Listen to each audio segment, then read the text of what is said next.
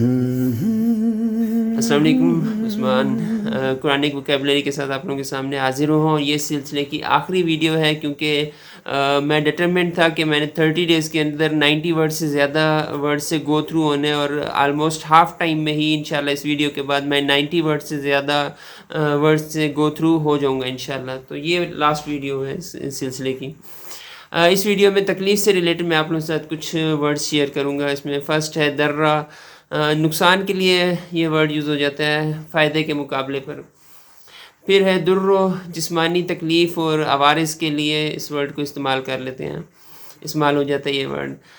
दर्रा ज़ाहिरी मुश्किलात के दौर के लिए ये वर्ड इस्तेमाल हो जाता है।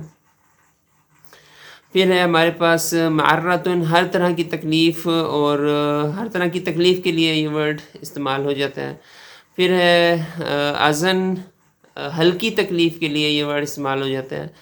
फिर है कुरहन, करहन, जबरी तकलीफ़ के लिए ये वर्ड इस्तेमाल हो जाता है। कल्लफ़ा, तकलीफ़, इस्तिताअत के मुताबिक काम लेने के लिए।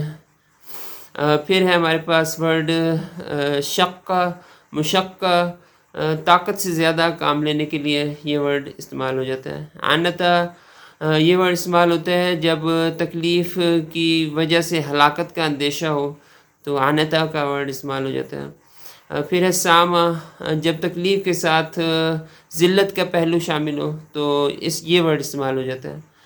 तो ये कुछ वर्ड्स थे जो तकलीफ़ से रिलेटेड थे कुरानिक वोकैबुलरी में, और ये मेरी तरफ से इस सिलसिले की लास्ट वीडियो है। तो इंशाल्लाह मिलते रहेंगे। जज़ाकुमुल्लाह खैर।